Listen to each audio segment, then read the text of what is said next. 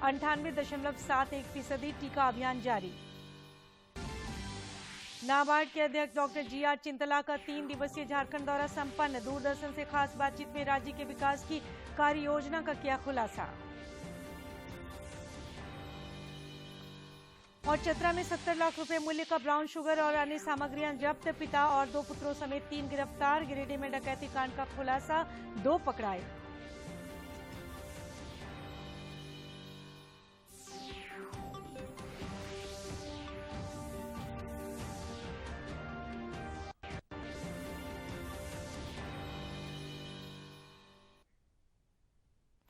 नमस्कार, खबरें झारखंड में आपका स्वागत है।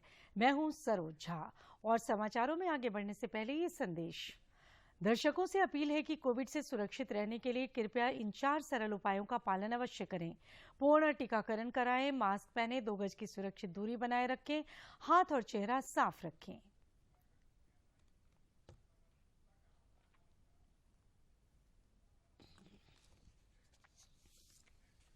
और अब समाचार विस्तार से।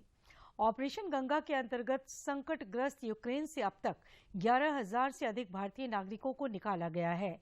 ये अभियान अनवरत जारी है।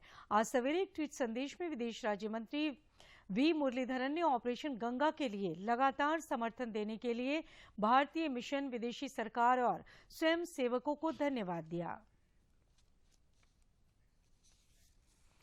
इधर झारखंड के 162 छात्रों में से 90 छात्र युद्धग्रस्त देश यूक्रेन से स्वदेश सुरक्षित लौट चुके हैं।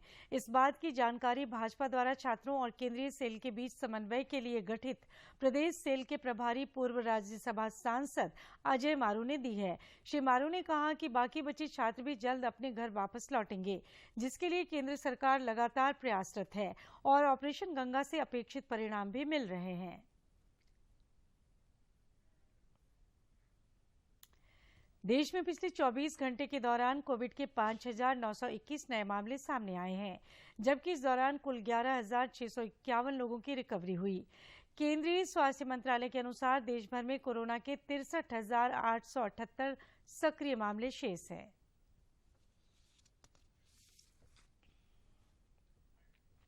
इधर झारखंड में पिछले 24 घंटे के दौरान 75 लोगों ने कोरोना को मात दी है, जबकि इस अवधि में 20 नए संक्रमितों की पहचान की गई है।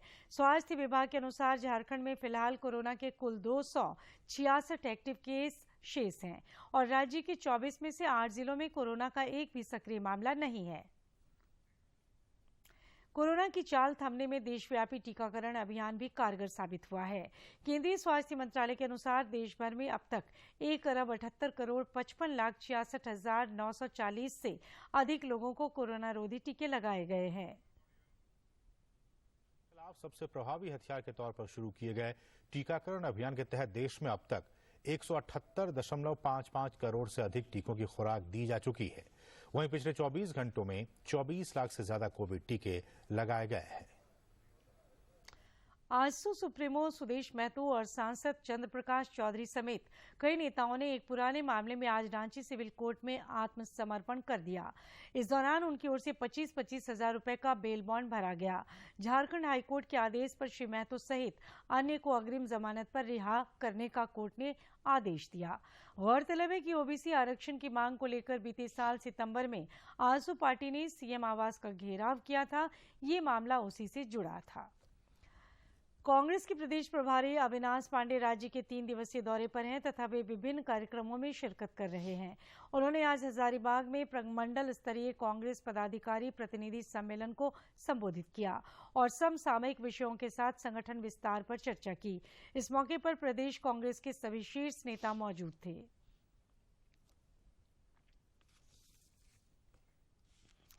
नाबार्ड के अध्यक्ष डॉक्टर जी.आर. चिंतला ने सरकार और बैंकिंग सेक्टर के सहयोग से राज्य के विकास को लेकर प्रतिबद्धता जताई है। हमारे समाचार संपादक दीपक कुमार ने उनसे खास बातचीत की।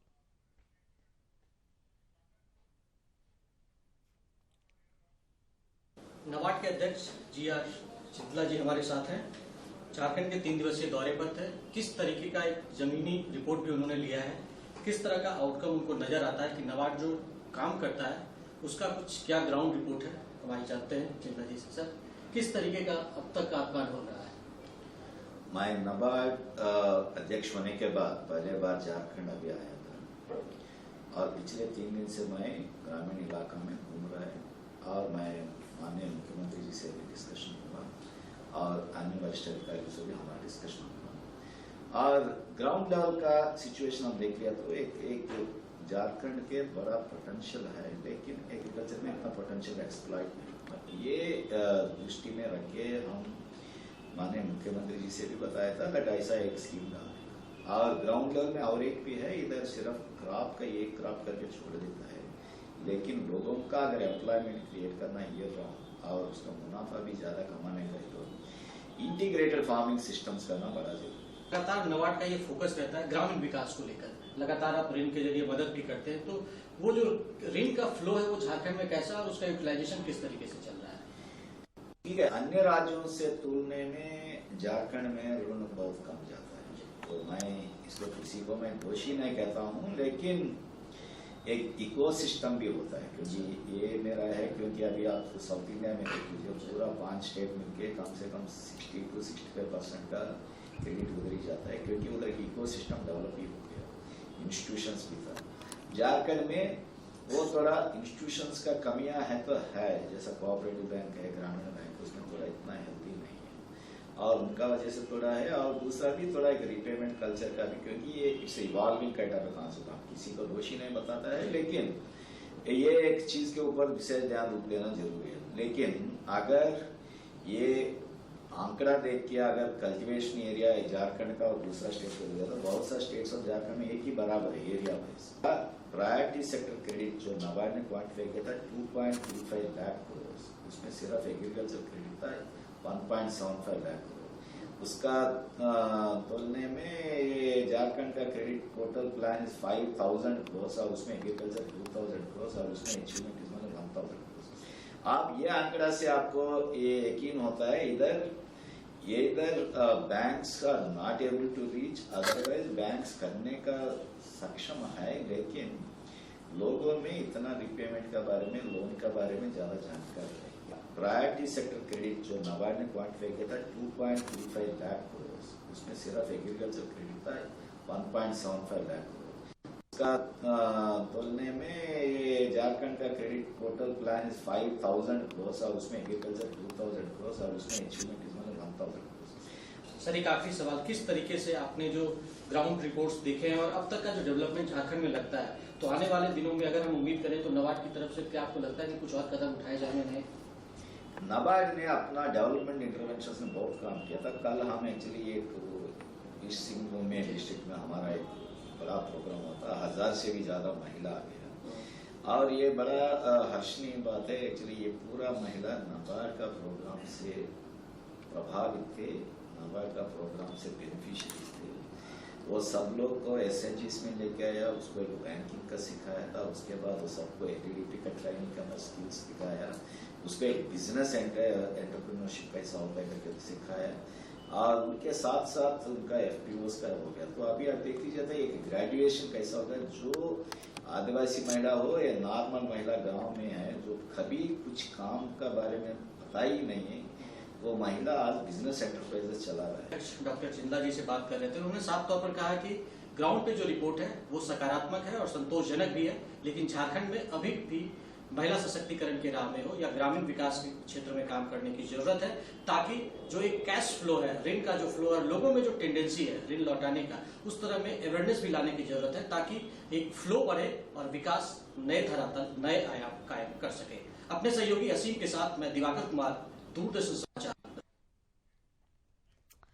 रांची के उपायुक्त छवि रंजन ने आज मोरहाबादी के बिरसा मुंडा फुटबॉल स्टेडियम स्थित ईवीएम वेयर हाउस का निरीक्षण किया। निरीक्षण के दौरान उपायुक्त ने वेयर हाउस के गेट पर लगाए गए सील की जांच की और पदाधिकारियों से सुरक्षा व्यवस्था से संबंधित जानकारी ली। उपायुक्त ने अधिकारियों को भारत निर्वाचन आयोग के निर्देशों के अनुसार ईवीएम के रख रखाव की हिदायत दी। वायुसेना भर्ती प्रतियोगिता में युवाओं की अधिक से अधिक भागीदारी सुनिश्चित करने के वास्ते पाकुड़ सूचना भवन सभागार में कार्यशाला का आयोजन हुआ। पाकुड़ सूचना भवन सभागार में आयोजित इस कार्यशाला को संबोधित करते हुए वायुसेना कैंप बिहटा के विंग कमांडर ए प्रदीप रेड्डी ने वायुसेना भर्ती प्रतियोगिता की विभिन्न प्रक्रियाओं से उपस्थित लोगों को अवगत कराया। इस दौरान जिले के उच्च विद्यालयों और महाविद्यालयों के प्रधानाध्यापकों ने बतौर प्रतिभागी हिस्सा लिया। बच्चे चाहते हैं डिफेंस में जाना, वो देश की सेवा करना चाहते हैं, बट उनको ये नहीं पता कि कब कैसे अप्लाई किया जाए, क्या पढ़ाई की जाए, ठीक है, उनको ये चीज नहीं पता। और विंग कमांडर ने कहा कि युवा पीढ़ी वायुसेना में बहाल होकर देश सेवा करना चाहती है, लेकिन जानकारी के अभाव में कुछ युवा आगे नहीं आ पा रहे हैं। क्लास से फिजिकल फिटनेस, उसके मेंटल एबिलिटीज, उसको अपने आप को तैयारी 6 और 7 से करना पड़ेगा, चाहे वो ऑफिसर कैडर हो या एयरमैन कैटेगरी में हो। तो बच्चों को अराउंड प्राइमरी स्कूल से, सीनियर प्राइमरी स्कूल से उसको अपनी पढ़ाई और उसके orientation towards the defence forces हमें लेके आना जरूरी है, अगर वो बच्चा इंटरेस्टेड है। इस मौके पर उपायुक्त वरुण रंजन ने कहा कि युवाओं को वायुसेना में भर्ती के लिए जागरूक एवं तैयार करने में उच्च विद्यालयों तथा कॉलेज के हेडमास्टर की भूमिका अहम है। जो भी चीजों की जरूरतें हैं, उन जरूरतों के हिसाब से उनको तैयार किया जाए, जिससे कि जो आने वाला रिक्रूटमेंट रैली होना है उसमें हमारे जिले के बच्चे ज्यादा से ज्यादा संख्या में उसमें पार्टिसिपेट करते हुए सफलता अर्जित करें। वायुसेना में भर्ती की प्रक्रिया बिल्कुल पारदर्शी तरीके से होती है और अगर जज्बा तथा हौसला हो तो सारा आकाश आपका है। पाकुड़ से रामप्रसाद सिन्हा की रिपोर्ट। रामगढ़ जिले में भी आगामी 7 से 12 मार्च तक फाइलेरिया उन्मूलन अभियान चलाया जाएगा।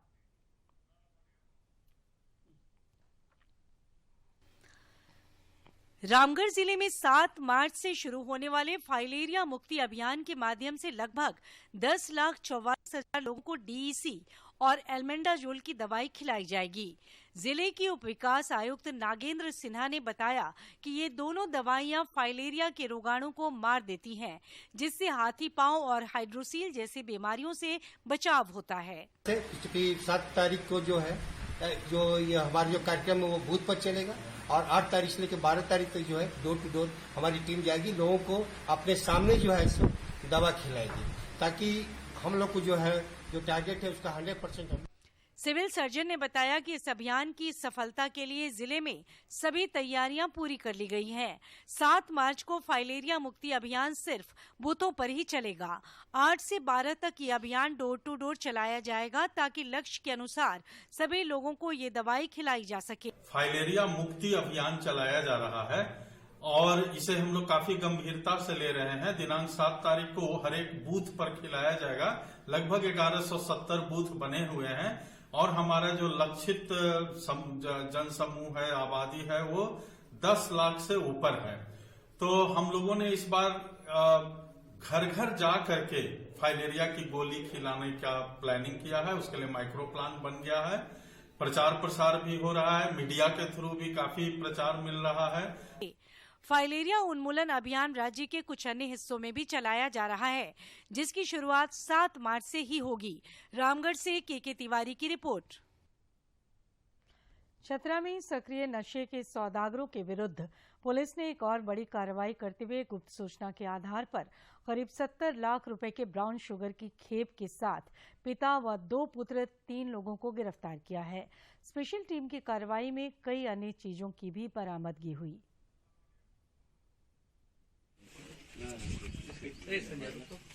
कल शाम को चतरा पुलिस को गुप्त सूचना मिली थी कि लोहागढ़ा गांव जो कि सदर थाना क्षेत्र में पड़ता है, वहां एक व्यक्ति के घर में अवैध अफीम और ब्राउन शुगर इत्यादि रखा हुआ है। उक्त के आलोक में एसडीपीओ चतरा अविनाश कुमार के नेतृत्व में थाना प्रभारी लव कुमार एवं अन्य पदाधिकारियों को शामिल करते हुए एक टीम का गठन किया गया और उक्त टीम ने त्वरित छापामारी की। छापामारी के दौरान हम लोगों को वहाँ से लगभग 740 ग्राम ब्राउन शुगर, 100 ग्राम अफीम का उपयोग संभवतः अभियुक्त सैंपल के रूप में कर रहे थे। इसके अलावा 3,89,000 रुपये कैश बरामद हुए। साथ ही साथ 50 किलोग्राम अमोनियम क्लोराइड भी बरामद हुआ है। इसके साथ जो तीनों अभियुक्त गिरफ्तार हुए हैं, विजय दांगी, नितेश कुमार और मनीष कुमार, इन तीनों अभियुक्तों का पूर्व में भी जो है आपराधिक इतिहास रहा है और पूर्व में भी ये नशे रिलेटेड एनडीपीएस एक्ट के केसेस में ही जो है सो जेल जा चुके हैं। गिरिडीह में पुलिस ने 48 घंटे में बिरनी थाना क्षेत्र के माखमार्गो चौक पर हुई एक डकैती कांड का उद्भेदन करते हुए 2 अपराधियों को लूट की राशि के साथ गिरफ्तार किया है। बुलाया है एसपीसी, बोला था कि कोई हो नहीं रहा उद्भेदन लोग। 2/3/2022 को बिरनी थाना क्षेत्र अंतर्गत महात्मा चौक स्थित एक व्यवसायी के घर में अज्ञात अपराध कर्मियों के द्वारा देसी कट्टा एवं हथियार के बल पे भय दिखाते हुए डकैती की घटना को अंजाम दिया गया था। सूचना प्राप्त होते ही इस संदर्भ में बिरनी थाना कांड संख्या 44/22 धारा 395 अंतर्गत दर्ज किया गया था और इस संदर्भ में त्वरित रूप से राज्य में पिछले 24 घंटे के दौरान मौसम आमतौर पर शुष्क रहा। डाल्टनगंज में अधिकतम तापमान 34.6 डिग्री सेल्सियस रिकॉर्ड किया गया, जबकि न्यूनतम तापमान गढ़वा में 13.4 डिग्री सेल्सियस रहा। मौसम विज्ञान केंद्र रांची ने बताया है कि अगले 3-4 दिनों तक अधिकतम तापमान में कोई बड़ा बदलाव नहीं होगा। 11 मार्च तक मौसम शुष्क बना रहेगा। रांची के बिरसा कृषि विश्वविद्यालय में चालू रबी वित्तीय वर्ष के तहत सरसों परीक्षण को लेकर बीएयू फार्म में क्षेत्र भ्रमण कार्यक्रम का आयोजन हुआ, जिसमें वैज्ञानिकों और अन्य संबद्ध लोगों ने शिरकत की। राजकिशोर द्वारा जो परियोजना सरसों की परियोजना है उसके अंतर्गत एक कार्य हो रहा है। बिरसा कृषि विश्वविद्यालय के अंदर यह कार्य जो हमारे वैज्ञानिक कर रहे हैं। बोलिए अपना परिचय। हेलो, मेरा नाम शाहिना परवीन है और मैं बिरसा एग्रीकल्चर से हूँ और मैं पीएचडी स्टूडेंट हूँ और मेरा रिसर्च अभी मस्टर्ड पे चल रहा है, जो कि मैं 15 अलग अलग एंट्री है और 3 कमर्शियल एडेप्टेड वैरायटी जिसके साथ मैं क्रॉसिंग करके अलग अलग डिजीज रेजिस्टेंस है, कुछ वाइट रस्ट रेजिस्टेंस है, कुछ कंबाइनिंग एबिलिटी ज़्यादा है, उसको हम आगे जनरेशन में चेक करने वाले हैं। कौन से कीड़े मकोड़ों का प्रकोप हो रहा है, कौन कौन सी बीमारियों का प्रकोप हो रहा है और उसका क्या उपाय हो सकता है, उसके लिए कैसे हम लोग रेसिस्टेंट वैरायटी डेवलप करें, ये सब सारी चीज़ें हम लोग इंटरडिसिप्लिनरी टीम इस पे काम करती है। कोरोना काल के 2 वर्ष बाद रांची के आड्रे हाउस में आज से 2 दिवसीय Tata steel Jharkhand literary meet शुरू हुआ। इस लिटरेरी मीट में कई ख्याति प्राप्त साहित्यकार, उपन्यासकार और कला संस्कृति से जुड़े हुए लोग हिस्सा ले रहे हैं। कल तक इस मीट का समापन होगा। सरकारी लाभ से वंचित दिव्यांगों को उम्मीद की किरण नजर आई है। खूंटी जिले के प्रखंड मुख्यालय में वंचित लोगों के लिए 3 दिवसीय विशेष शिविर का आयोजन किया गया। इस शिविर में दूर दराज से वैसे भी दिव्यांग पहुंचे जिनका दिव्यांगता सर्टिफिकेट अब तक नहीं बना है। देखिए ये रिपोर्ट। प्रखंड मुख्यालय में दिव्यांगता मूल्यांकन सह पंजीकरण शिविर में सैकड़ों की संख्या में दिव्यांग पहुंचे। शिविर का लाभ लेने की आशा में डंडा के सहारे भी दिव्यांग प्रखंड मुख्यालय पहुंचे। कई दिव्यांगों को ना ही पेंशन मिल रहा है और ना ही उनका सर्टिफिकेट बना है, जिसके कारण वे सरकार की ओर से मिलने वाली सुविधाओं से वंचित हैं। लकवा मार दिया है, इसलिए हम सब कुछ कर सकते थे, लेकिन अभी हम मुंह से भी ठीक से नहीं बोल पाते हैं, इसलिए हम ब्लॉक आए हुए हैं और अपना सर्टिफिकेट बनाने के लिए, विकलांग सर्टिफिकेट बनाने के लिए। ठीक है, तो अभी आप अपना कागज पत्र जमा कर दिए? बैसाखी के से चल रहे हैं और क्या कहें सरकार की तरफ से मदद के लिए, सरकार की तरफ से मदद के लिए प्रमाण पत्र बनवाने हैं। प्रमाण पत्र बनवा दे रहे हैं। क्या नाम हुआ आपका? नंद किशोर गंझू, दतिया। शिविर में पहुंचे सभी दिव्यांगों ने अपनी अपनी समस्याओं का उल्लेख करते हुए आवेदन प्रपत्र भरकर जमा किया। दूर दराज के गांवों से ऑटो बुक करके वैसे दिव्यांग भी इस शिविर में पहुंचे जिनकी गुहार आपकी सरकार आपके द्वार में भी नहीं सुनी गई। इन्हीं वंचित दिव्यांगों के लिए 3 दिवसीय शिविर का आयोजन किया गया। सरकार की तरफ से मदद के लिए प्रमाण पत्र बनवाने हैं। प्रमाण पत्र बनवा। प्रखंड विकास पदाधिकारी योनिका शर्मा ने बताया कि दिव्यांगजनों को लाभान्वित करने के लिए फॉर्म भरवाया जा रहा है, जिन्हें बाद में गणना कर लाभान्वित किया जाएगा। में है कि जो दिव्यांगजन हैं जिनका अभी तक सर्टिफिकेट इशू नहीं हुआ है या फिर उनको यंत्र की आवश्यकता है, तो वो यहाँ पर निबंधन करवा करके उनको जो है यंत्र की उपलब्धता जो है कुछ समय पश्चात उनको करा दिया जाएगा। वार्ड पार्षद सोनामती देवी ने बताया कि दतिया वार्ड से 14 लोगों को लाभ दिलाने के लिए चिन्हित कर फॉर्म भरवाया गया। इस कार्यक्रम में जिले के कई पदाधिकारी शामिल हुए हैं। फिर यहाँ से फॉर्म लेके उनको मतलब अंगूठा करा के फिर लाया जा रहा है, तो थोड़ा सा ये वार्ड में होता तो ज्यादा बेटर होता। दस्तावेज में आधार कार्ड है, फोटो है, राशन कार्ड है, और अगर उन लोगों को आय है तो आय। अपनी जिंदगी से निराश हो रहे दिव्यांगों को इस शिविर से आस मिली है और उन्हें उम्मीद है कि जल्द ही इन्हें ट्राईसाइकिल, पेंशन और विकलांगता सर्टिफिकेट मिलेगा ताकि ये भी अपनी जिंदगी खुशहाली से बिता सकें। खूंटी से ज्योत्सना की रिपोर्ट। जामताड़ा में जिला प्रशासन की एल्डर क्लब की पहल ने बुजुर्गों में जीने की एक नई ऊर्जा का संचार किया है। जामताड़ा जिला प्रशासन की पहल पर जिले के प्रखंड मुख्यालयों में आवश्यक उपकरण से सुसज्जित सुविधा युक्त एल्डर क्लब का संचालन किया जा रहा है, जो बुजुर्गों के लिए बड़ा सहारा साबित हो रहा है। एल्डर क्लब में आवश्यक सुविधाओं के साथ साथ मनोरंजन की भी व्यवस्था रखी गई है। साथ ही क्लब अब प्रत्येक शनिवार को खिचड़ी भोजन का भी प्रबंध करता है। संघ के सहयोग से एल्डर्स क्लब सुंदर ढंग से चल रहा है और जिसमें विशेष करके हमारे प्रखंड विकास पदाधिकारी महोदय का इतना समर्थन और इतना सहयोग है, जो कि एल्डर्स क्लब चलाने के लिए हम लोगों के लिए यहाँ जो है प्रत्येक शनिवार को, और इसमें सभी वयस्क व्यक्ति देखा गया कि इसमें बहुत ही ज़्यादा खुशी है उसमें हमें, और प्रतिदिन सुबह 8 बजे ही आके यहाँ अपना समय बिताते हैं, पेपर कर पढ़ते हैं, एक्सरसाइज वगैरह करते हैं। मनोरंजन का भी साधन है, आपका हारमोनियम, तबला, ये जिसका वो सब आपस में बैठकर मनोरंजन भी करते हैं। क्लब में विभिन्न विषयों की जरूरी पुस्तकों के साथ साथ कैरम बोर्ड, शतरंज जैसे अनेक मनोरंजक साधन भी उपलब्ध कराए गए हैं, जो बुजुर्गों की दिनचर्या में शामिल हो चुका है। एल्डर क्लब में उपलब्ध मनोरंजन के साधनों से बुजुर्गों के नीरस जिंदगी में बहार आ गई है। नरेगा आने से अब मन लगता है कि माने टीवी में जैसे प्रवचन होता है कैसे करता है, टीवी में सब भगवत गीता माने जो सुनने के है सुन के मन बहलाते हैं। एल्डर क्लब परिसर में बच्चों के मनोरंजन के संसाधन भी उपलब्ध कराए गए हैं।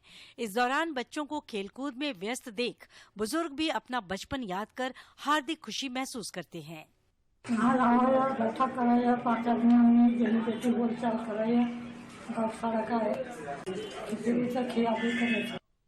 भैरव महारा टोला कलहरिया यहाँ आवा, यही बेसमान बोले के खिचड़ी खाए के। जामताड़ा जिला प्रशासन की पहल ने जीवन की दूसरी पारी खेल रहे बुजुर्गों के जीवन में एल्डर क्लब के माध्यम से दोबारा रंग भरा है, जो प्रशंसनीय है। जामताड़ा से सुभाष प्रसाद सिंह की रिपोर्ट। और अब कुछ खबर राज्य के विभिन्न जिलों से।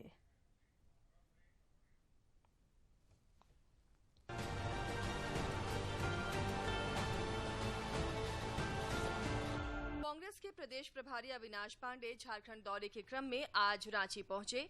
इस दौरान उनका स्वागत हुआ। 3 दिवसीय प्रवास के दौरान वे विभिन्न कार्यक्रमों में शामिल होंगे। रांची में दिव्यांग व्यक्तियों के लिए अनगढ़ा में विशेष कैंप लगाया गया। इस दौरान 83 लाभार्थियों को जरूरत के सहायता उपकरणों तथा अन्य चीजों का वितरण किया गया। यूक्रेन में फंसे साहिबगंज जिले के 3 छात्र मोहम्मद अशफाक, मसरूर अहमद और गुणेंद्र कुमार राय रांची पहुंचे।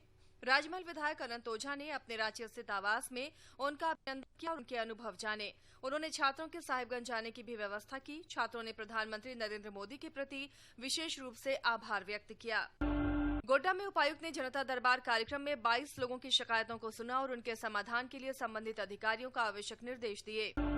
साहिबगंज में नेशनल वोटर अवेयरनेस कॉन्टेस्ट के व्यापक प्रचार प्रसार के लिए संध्या कॉलेज में विभिन्न गतिविधियों से संबंधित जागरूकता कार्यक्रम आयोजित किया। इस दौरान उपस्थित छात्रों को सभी प्रतियोगिता से संबंधित विस्तृत जानकारी दी गई और प्रतियोगिता में शामिल होने के लिए प्रोत्साहित किया गया। पलामू उपायुक्त ने जनता दरबार लगाकर लोगों की समस्याएं सुनी। उन्होंने कई मामलों में संबंधित पदाधिकारी को ऑन स्पॉट कॉल कर समाधान के निर्देश दिए। कोडरमा समाहरणालय सभागार में प्रधानमंत्री स्वरोजगार सृजन कार्यक्रम और किसान क्रेडिट कार्ड को लेकर समीक्षात्मक बैठक हुई। इस दौरान उपायुक्त ने संबंधित अधिकारियों को लंबित आवेदनों का निष्पादन करते हुए 100% लक्ष्य के विरुद्ध लाभुकों को योजना से आच्छादित करने का निर्देश दिया। साहिबगंज जिले के राजमहल थाना क्षेत्र में नशे के विरुद्ध पुलिस द्वारा चलाए जा रहे अभियान में राजमहल पुलिस ने गुप्त सूचना के आधार पर गांजा बरामदगी मामले के एक आरोपी को उसके घर से गिरफ्तार कर जेल भेज दिया है। रांची जिला अंतर्गत धुरवा थाना परिसर में आज थाना प्रभारी प्रवीण कुमार ने पुलिस पदाधिकारियों और कर्मियों की ब्रीफिंग की। इस दौरान विधानसभा सत्र के मद्देनजर क्षेत्र की कानून व्यवस्था को लेकर आवश्यक निर्देश दिए गए।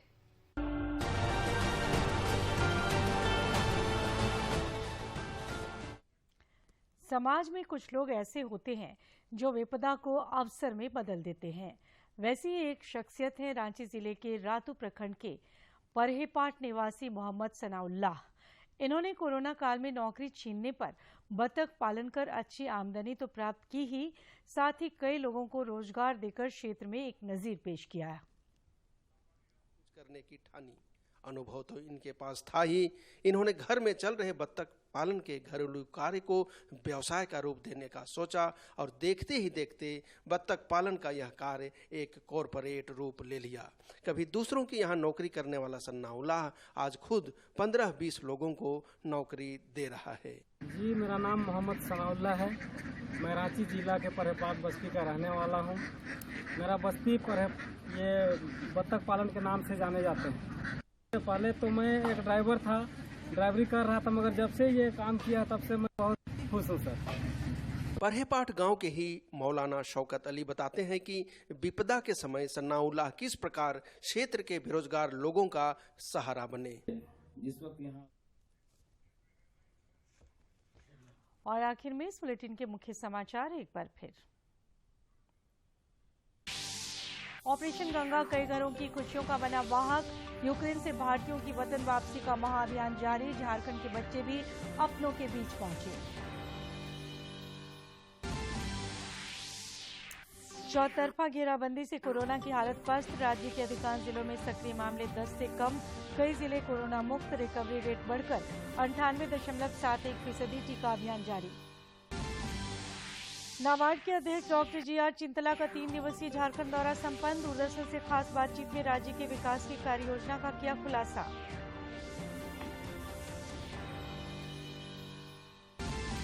और चतरा में 70 लाख रुपए मूल्य का ब्राउन शुगर और अन्य सामग्रियां जब्त। पिता और पुत्रों समेत 3 गिरफ्तार। गिरिडीह में डकैती कांड का खुलासा, 2 पकड़ाए।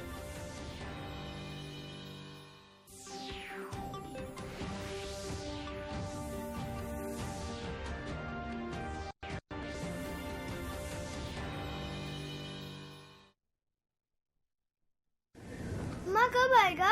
अभी आएगा। अरे बोलो ना माँ, कब आएगा? बोला ना, अभी आ जाएगा। ये ले, आ गया कुआं। अरे कुआं नहीं माँ, हमारे घर नल से जल कब आएगा? नल से जल? अरे गुड्डी, बहुत जल्दी आएगा पानी। जल जीवन मिशन आ चुका है। हम 1 कदम उठाएंगे तो सरकार 10 कदम उठाएगी। सच? तुम्हारे मुंह में घी शक्कर। घी शक्कर नहीं माँ, स्वच्छ जल। 2024 तक देश के सभी 19 करोड़ घरों में पहुंचेगा पीने का साफ पानी। अब होगा हर घर जल।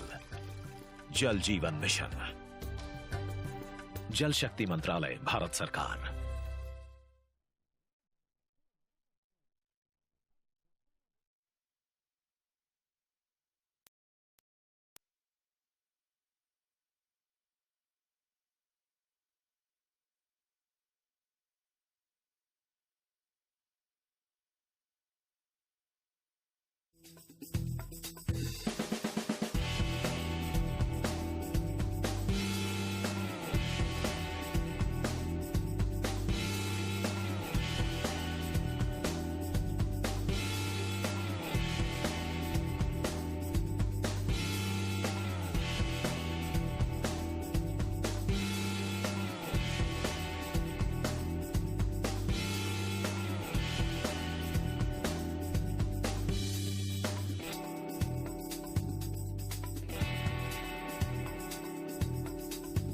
नमस्कार, स्वच्छ भारत कार्यक्रम में